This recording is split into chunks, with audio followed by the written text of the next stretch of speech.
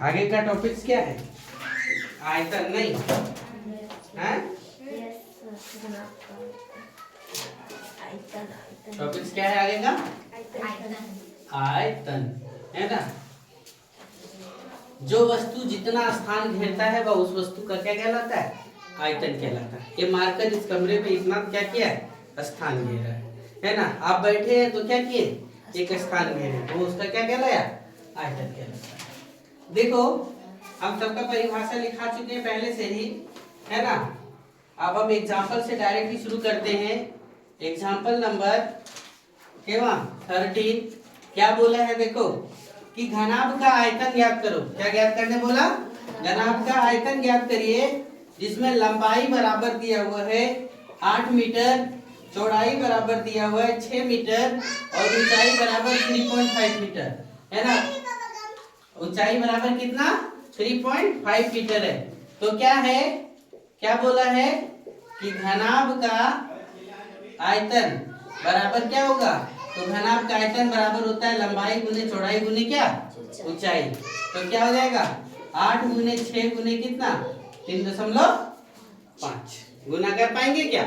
गुना करके इसका आंसर लिखेंगे 8 छक 48, 48 गुने 3.5, तो गुना करने के बाद कितना आया? 168 मीटर। कितना? 168 मीटर क्यूब। दूसरा एग्जांपल नंबर 14 देखो क्या लिखा हुआ है ना। भुजा बराबर 9 सेंटीमीटर दिया हुआ है। भुजा बराबर कितना? 9 सेंटीमीटर। सिंगल सी दिया हुआ है। सिंपल सी भाषा में समझ जाना है क्या? घन का क्या पूछा आपसे? घन का आयतन बराबर क्या होगा? तो घन का आयतन बराबर फार्मूला क्या बताएं? भुजा क्यूब। यानी कितना? 9 गुने 9 गुने 9, 9 9 81 और 81 9 कितना? 1 9 9, 8 9 72, 729 सेंटीमीटर क्यूब। ये हो गया एग्जाम्पल नंबर कौन? 14। फिर एग्जाम्पल नंबर कौन है? 15। देखो क्या लिखा है। बेलन का आयतन ज्ञात करिए। क्वेश्चन क्या बोला? बेलन का आयतन ज्ञात कीजिए जिसकी त्रिज्या r बराबर 3.5 सेंटीमीटर दिया हुआ है और ऊंचाई बराबर h बराबर कितना दिया हुआ है? h बराबर कितना? 40 सेंटीमीटर दिया हुआ। तो बेलन का आयतन निकाल सकते हैं हम लोग। क्या जानते हैं बेलन का आयतन का फॉर्मूला? बेलन का आयतन बराबर कितना? पाई आर स्क्वायर एच। पाई का मान कितना लेना है? 22/7। आर स्क्वायर, आर कितना?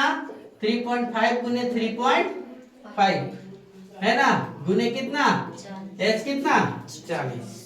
ठीक है, तो यहाँ पर हटाओ। ये हटा देंगे तो 10, ये भी हटा देंगे तो 10। 7 पचे 35, 5 दूना 10, 2 11 कितना हो गया? 22 है ना। देखो इसको काट पाएंगे क्या? 5 दूना 10, 5 सते 35, 2 40 कितना? 20 हुआ। 20 दूना 40, क्या बचा? ये भी कट गया।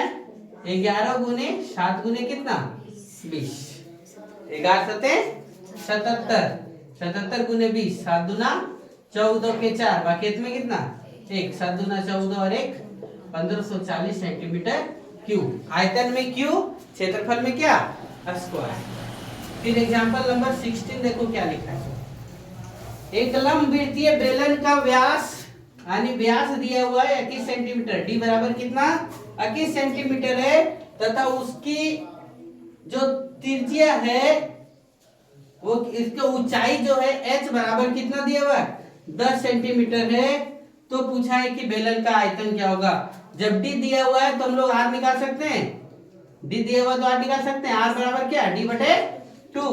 तो कितना हो गया? 21/2। काटना नहीं, जोड़कर तो रख लिखो। हम लोग को क्या निकालना है? बेलन का आयतन।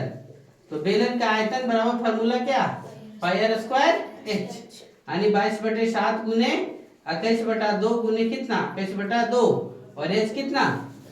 10 है ना। फिर देखो 7 तिया 21, काटने वाला है तो काटो।